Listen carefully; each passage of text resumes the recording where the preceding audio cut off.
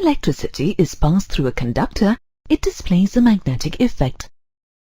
This effect is responsible for the magic you just witnessed. In this lesson, you will learn about the magnetic effect of electricity. At the end of this lesson, you will be able to describe the magnetic effect of electricity. Apply Maxwell's right-hand grip rule and Maxwell's corkscrew rule to locate the direction of magnetic field lines due to current carrying conductor. List the properties of a magnetic field and field lines around a straight conductor, a circular coil, and a solenoid carrying current. Analyze an electromagnet. Apply Flemming's left-hand rule to find out the direction of force on a current-carrying conductor in a magnetic field.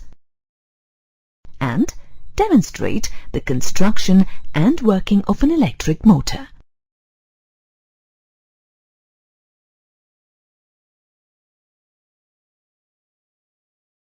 Hans Christian Ørsted conducted an experiment to demonstrate that electricity produces a magnetic effect.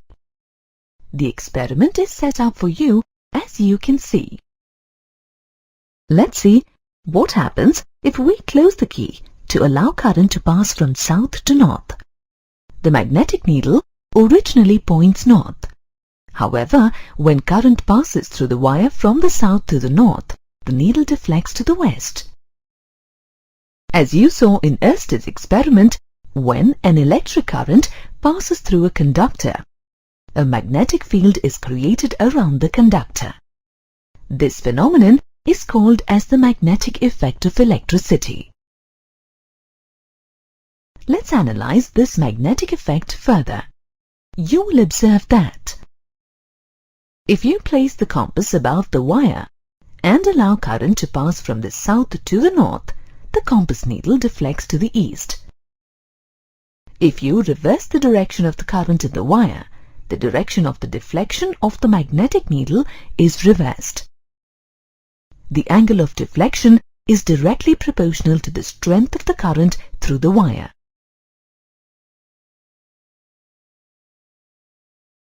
A magnetic field is the extent of space surrounding a magnet where the magnet's effect can be felt. Thus, it represents the region under the influence of the magnet, just as an electric field represents the region of electric influence. A magnetic field consists of a number of magnetic field lines, generally referred to as magnetic lines of force. Magnetic field lines represent the lines of action of the force acting on a unit north pole placed in the magnetic field. Magnetic field lines are closed continuous curves, never intersect each other, mutually repel each other, travel from the north to the south outside the magnet, and travel from the south to the north within the magnet.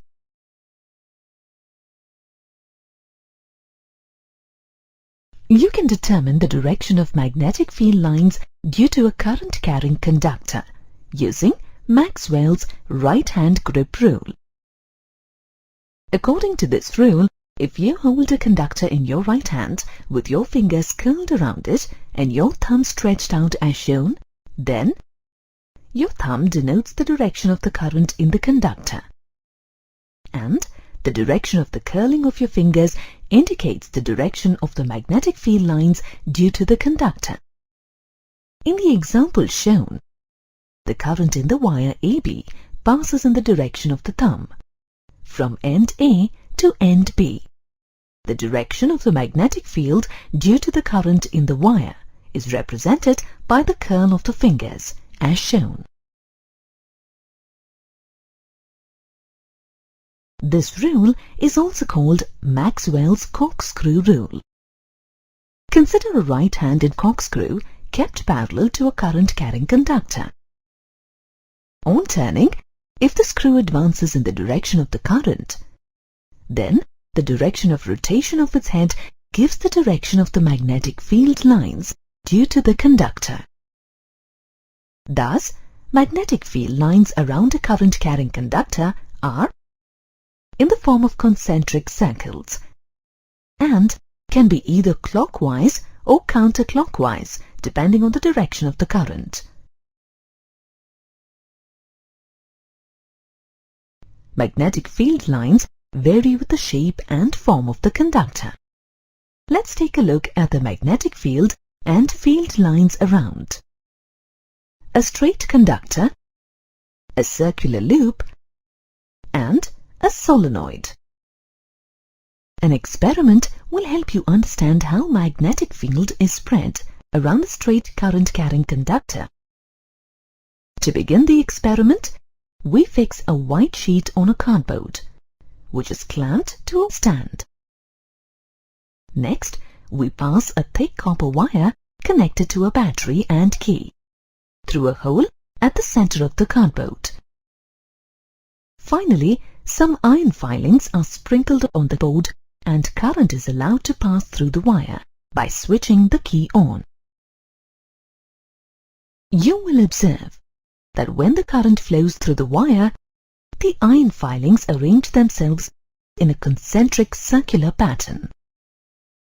By placing a magnetic compass on any circular field line represented by the iron filings, you can also detect the direction of the magnetic field lines. The direction of the compass needle indicates the direction of the magnetic field. Further, if you change the direction of the current in the wire, you will observe that the direction of the compass needle is reversed. Thus, based on this experiment, you can conclude that a magnetic field around a straight current-carrying conductor consists of concentric circular field lines. The direction of the magnetic field lines depends on the direction of the current in the conductor.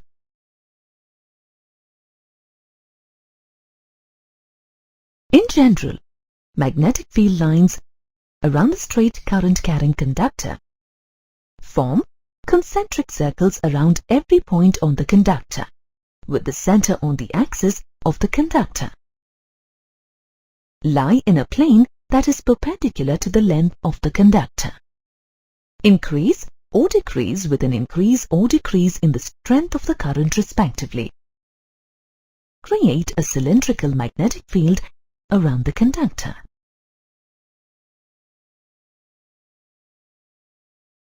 We can analyze the magnetic field of a current-carrying circular loop through another experiment. We begin by fixing a white sheet on a cardboard and clamping it on a stand. Next, we pass a thick copper wire through two holes on the cardboard so that it makes a curve and forms the shape of a loop. Then, we connect the ends of the loop to a battery and a key. Finally, we sprinkle some iron filings on the board and allow current to pass through the loop. When current passes through the loop, the iron filings arrange themselves in two sets of concentric circles on the cardboard. Further, if you place two compasses on each set of concentric circles, you will notice that the needles point in opposite directions. This shows that the magnetic field due to a current-carrying circular loop takes the form of two oppositely directed sets of concentric circles.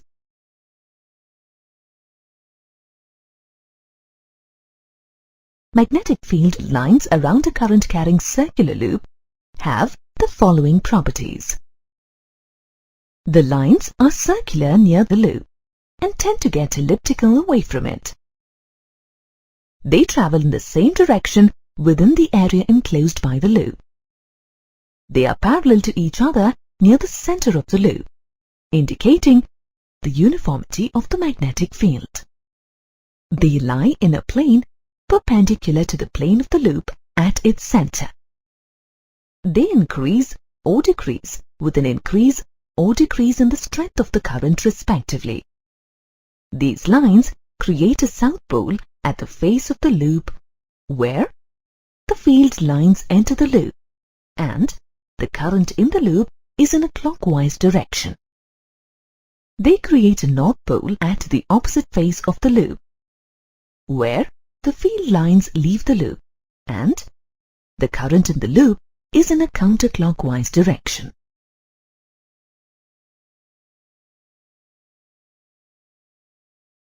A solenoid consists of an insulated conducting wire wound on a cylindrical tube made of plastic or cardboard. Thus, a solenoid consists of a number of circular loops.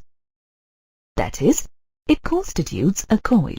The length of a solenoid is greater than its diameter. When current passes through a solenoid, each loop in the solenoid behaves like a tiny bar magnet, with the south pole of one loop facing the north pole of its adjacent loop, and vice versa. Thus, a solenoid consists of a number of tiny magnets of equal strength. All the tiny magnets in the solenoid together behave like a bar magnet.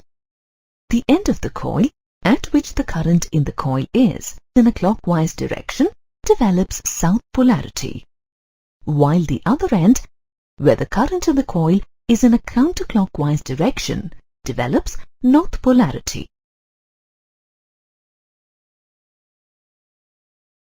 To analyze the magnetic field and field lines due to a current-carrying solenoid, here is an experiment.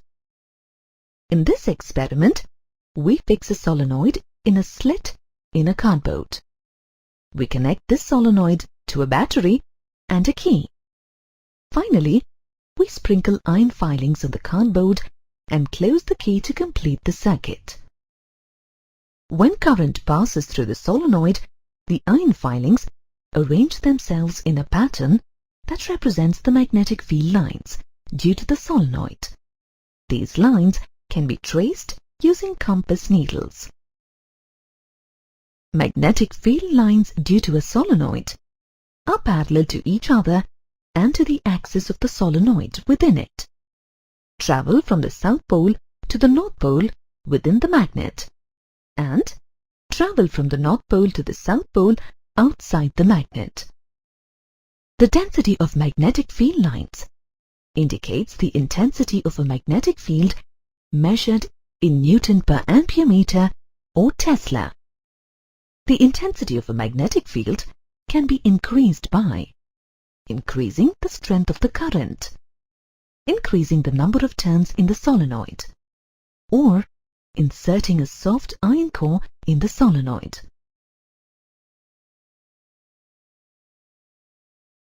Using electric current, you can create magnets out of metals like iron, nickel, and cobalt. Magnets created using electric current are called electromagnets. An electromagnet is a magnet made of a coil of insulated wire wound around a soft iron core. The iron core is magnetized when an electric current passes through the wire. In other words, an electromagnet is a solenoid with an iron core. Electromagnets are more useful than permanent bar magnet in the following ways. Electromagnets have a stronger magnetic field than permanent bar magnets.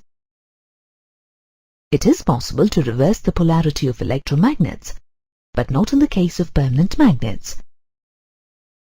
Electromagnets can be easily demagnetized by interrupting the current. However, it is difficult to demagnetize permanent magnets. In electromagnets, the intensity of the magnetic field can be easily varied. However, magnetic fields of permanent magnets are of fixed intensity. You can convert an electromagnet into a permanent magnet by using a steel core. A magnetic field exerts a force on the magnetic objects under its influence. Therefore, a current-carrying conductor kept in a uniform magnetic field experiences a force that tends to drive it away from the field. The direction of the force on a current-carrying conductor in a magnetic field can be determined using Fleming's left-hand rule. To understand this rule, stretch the forefinger, middle finger and the thumb of your left hand, holding them at right angles to each other. If the forefinger gives the direction of the external magnetic field and the middle finger points in the direction of the current in the conductor, then the thumb gives the direction of the force on the conductor.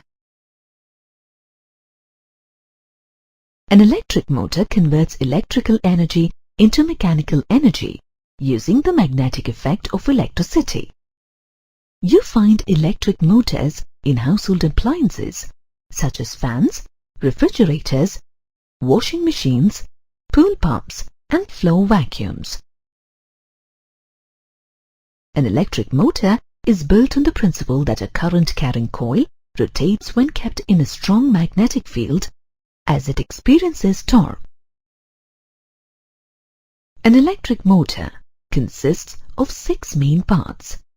An armature that consists of laminated sheets of soft iron, through which passes a shaft. A coil, in the form of an insulated copper wire looped over the armature. A magnet that produces a strong and uniform magnetic field. A commutator, which is a metal ring split into two and is also referred to as split rings.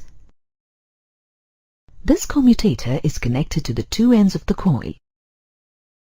The shaft passes through the center of the commutator. 2 carbon brushes tightly fixed to the 2 split rings connecting them electrically to the coil. A battery that provides electrical energy to the motor.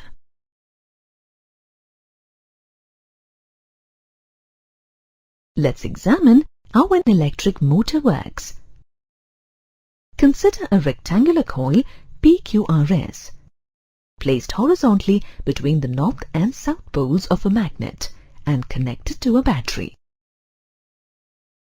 The end of PQ part of the coil is connected to the battery through the split ring S1 and the brush B1.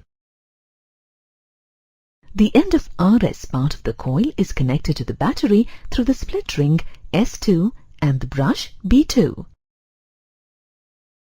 Initially, current is directed from P to Q in the arm PQ and from R to S in the arm RS. This arrangement is similar to that of a current-carrying conductor in a magnetic field. According to Fleming's left-hand rule, the force on PQ acts in an upward direction and on RS in a downward direction, forming a couple. The coil begins to rotate until its plane becomes vertical, that is, perpendicular to the direction of the magnetic field. Magnetic fields of the coil and the magnets become parallel to each other as the coil rotates by 90 degrees and the couple acting on the coil becomes 0.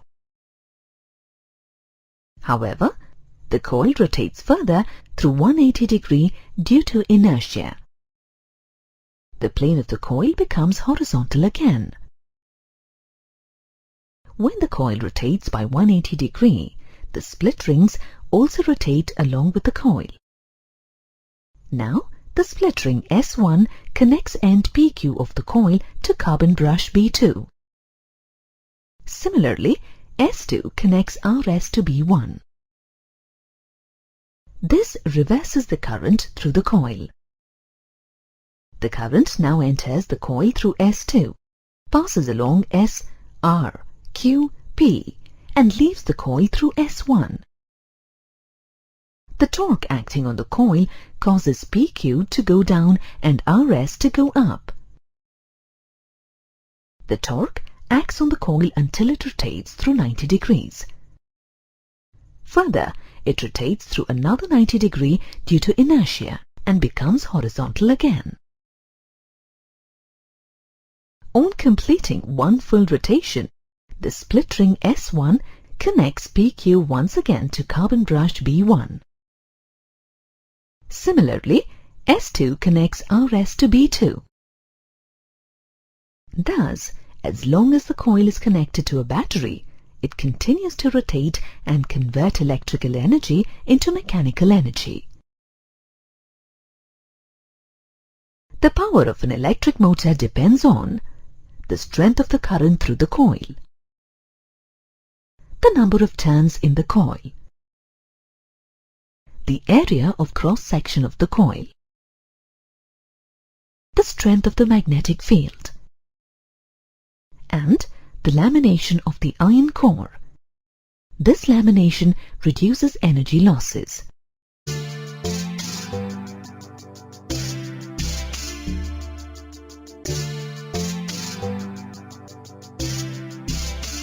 There is no potential difference between the ends of this coil of wire.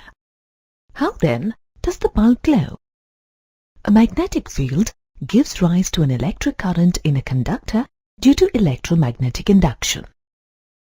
In this lesson, you will learn how electric current is induced due to a magnetic field. At the end of this lesson, you will be able to explain electromagnetic induction through Faraday's experiment, state Faraday's law of electromagnetic induction, use Faraday's law combined with Lenz's law to find the direction of a current, apply Fleming's right-hand rule to identify the direction of an induced current, demonstrate the working of electric generators and explain domestic circuits.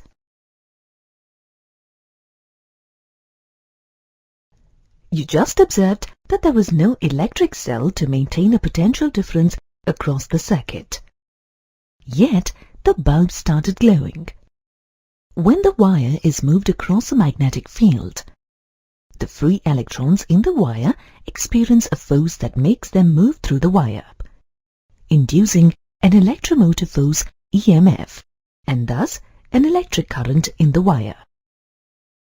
This process of generating an EMF in a conductor by moving the conductor through an external magnetic field is known as electromagnetic induction. When a conductor is moved in a magnetic field or kept in a fluctuating magnetic field, the magnetic flux linked with the conductor changes. This change in magnetic flux induces an EMF across the conductor. The EMF generated in this way is called an induced EMF, and the resulting current is called an induced current. The phenomenon of electromagnetic induction was first studied by Michael Faraday. Michael Faraday hypothesized that current induced in a coil is due to a changing magnetic field. To test this hypothesis, he conducted an experiment. You can observe this experiment to verify Faraday's law. To conduct Faraday's experiment, we will begin by winding an insulated wire over a hollow paper cylinder to make a coil. Next, we connect a galvanometer to the coil. Finally, we insert a powerful bar magnet in the cylinder with the south pole entering the coil first.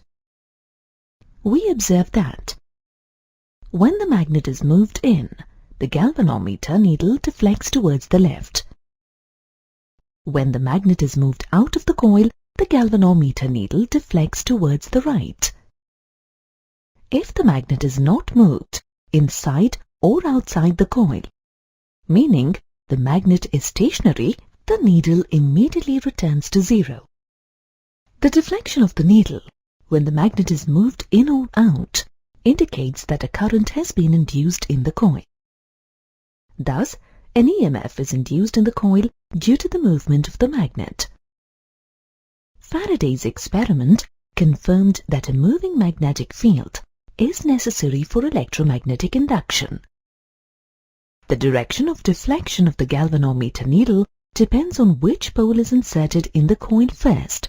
For example, in the experiment you saw, if the magnet is inserted with north pole first, the needle will deflect in the opposite direction as that of the previous case.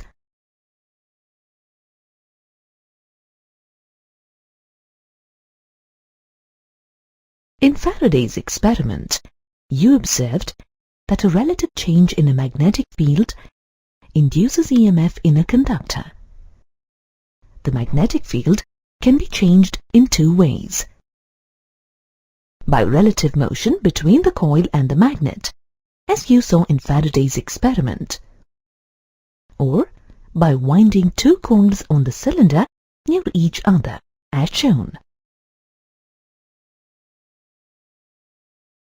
In the second case, one coil is connected to a battery with a key. This coil is called the primary coil. The other coil is connected to a galvanometer and is known as the secondary coil. When the key is pressed, a current passes through the primary coil. This current produces a magnetic field. As the magnetic field around the primary coil increases, the magnetic field associated with the secondary coil increases equally.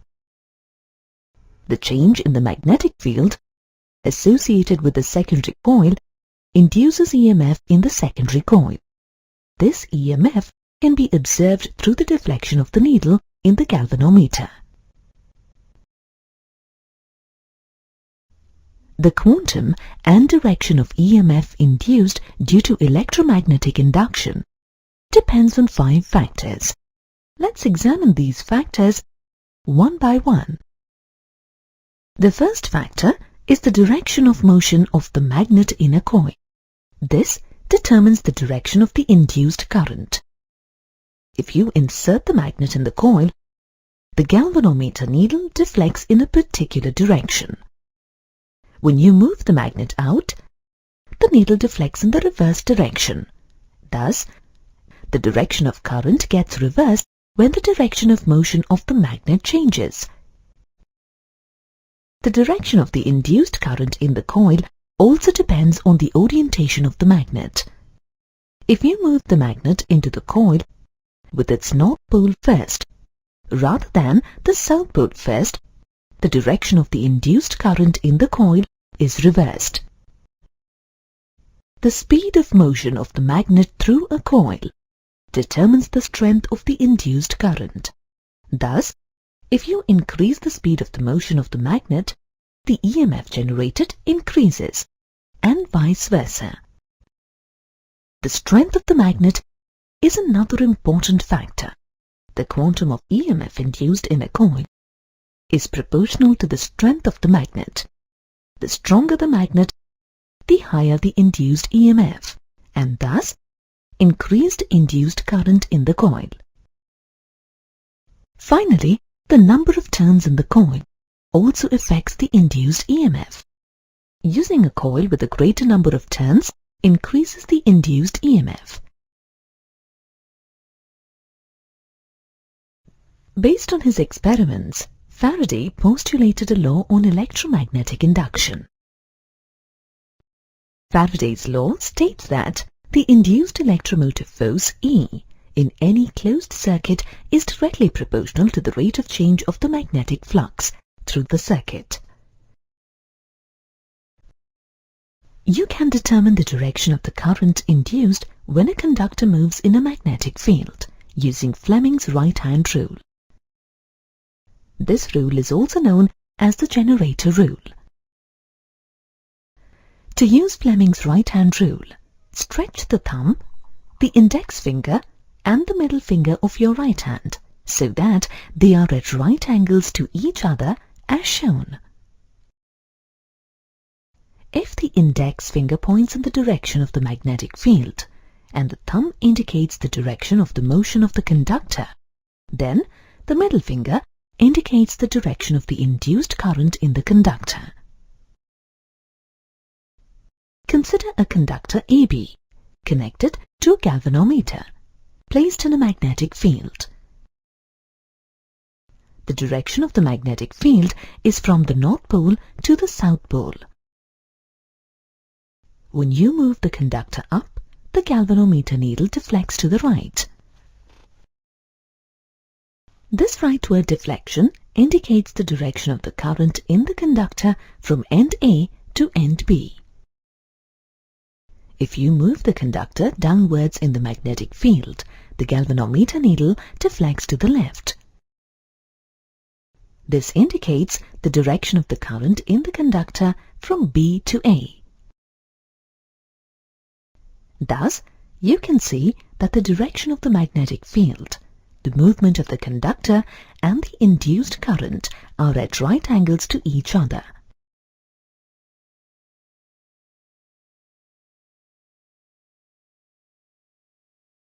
Electric generators are based on the principle of electromagnetic induction. Generators are used to generate electricity in power plants for transmission and distribution of electricity over power lines, and to produce electric power required for aircrafts, ships and trains. Dynamos used in automobiles are similar to generators, but they produce relatively less power. There are two types of electric generators: AC generators and DC generators. An AC generator is made up of four major components: an armature consisting of a laminated soft iron core with copper windings with a large number of turns, two slip rings made of gunmetal, which are connected to the two ends of a coil and rotate with it, brushes to provide electrical contact between the external load and slip rings, and a powerful horseshoe magnet or an electromagnet.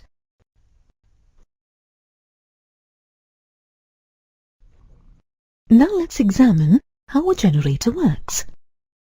The rotation of an armature, PQRS, between the magnetic poles results in a change in the magnetic flux linked to the coil. This induces a current through the armature. Here is a step-by-step account of how the current is induced. Initially, the coil is vertical with PQ on top and RS at the bottom. This coil is rotated clockwise so that PQ goes down. As the coil rotates through 90 degrees, it becomes horizontal. At this stage, the change in flux with respect to the initial position is maximum. Hence, the current rises from 0 to maximum. The direction of current through each arm can be found using Fleming's right-hand rule. The current flows from brush B1 to brush B2. On rotating further by 90 degrees, the coil becomes vertical again. But now PQ is at the bottom and RS is at the top. The change in flux with respect to the initial position is 0. Hence, the current falls from its maximum in the same direction and becomes 0. Rotating the coil by another 90 degrees causes the current to increase in the opposite direction. Now the coil has rotated through 270 degrees from its initial position. Now the current flows from B2 to B1. On turning further by 90 degrees, the coil completes one rotation of 360 degrees. The change in flux with respect to the initial position is 0 at this point. Hence, the current falls in the same direction and becomes 0. Thus, the current rises and falls for every 180 degrees of rotation of the coil in opposite directions alternately. The faster the coil turns, the greater the frequency of the current produced by the generator.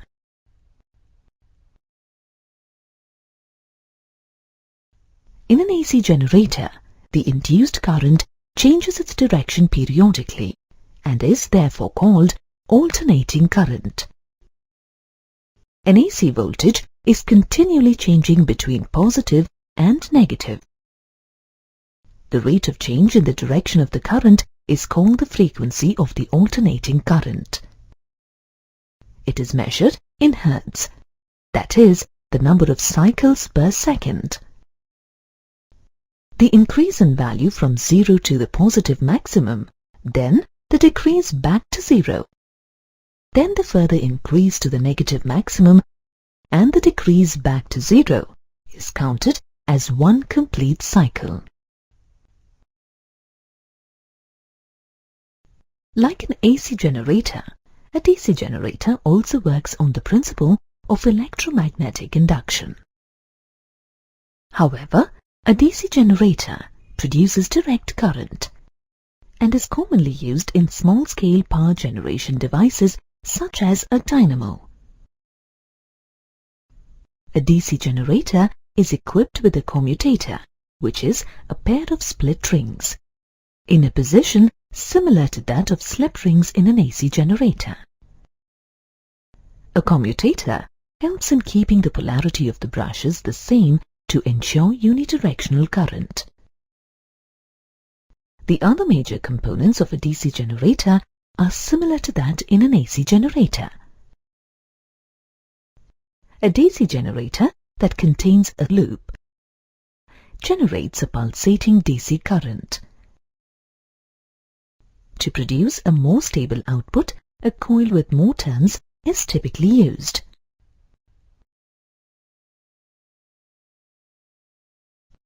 In a DC generator, when the coil rotates through 90 degrees, the change in magnetic flux induces an electromotive force of maximum strength. This current flows through the split rings to the brushes. When the coil is rotated further, at 180 degrees, the electromotive force becomes 0. At this point, the contact between the commutator and the brushes is reversed. The first brush now comes into contact with the second segment, while the other brush comes into contact with the first segment of the commutator. This keeps the current going in one direction.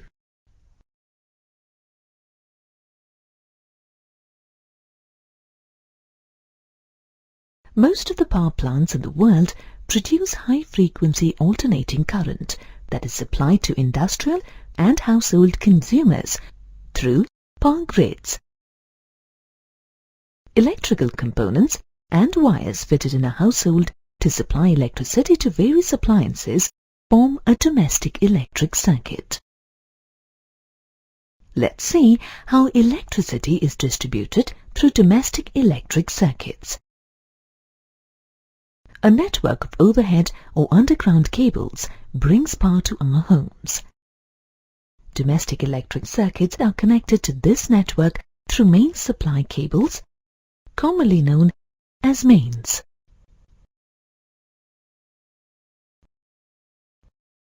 The main supply cable has two wires. The first wire, usually in a red insulation cover, is called a live or positive wire. The second wire, insulated in black, is called a neutral or negative wire. Electric current enters a domestic electric circuit through the live wire. The neutral wire provides the return path for the current out of the circuit. These wires pass through the main fuse in a meter board. A main switch connects these wires to the line wires in the house.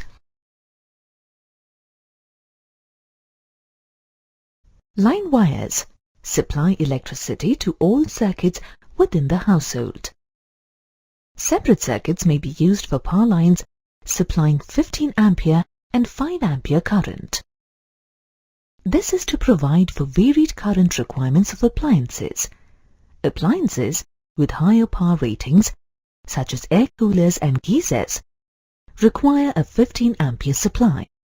On the other hand, electrical fittings such as bulbs and fans run on 5 ampere supply. Domestic electric circuits also have earth wires used as a safety measure against any leakage of current. In case of power leakage, appliances with metallic bodies such as electric irons and water geysers may convey excess current to a human body in contact.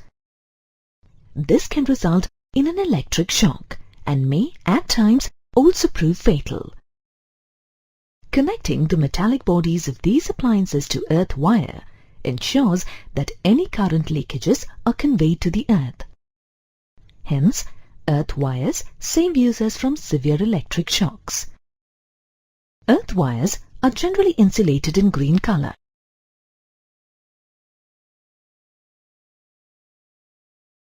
An electric fuse is an important component of all domestic circuits.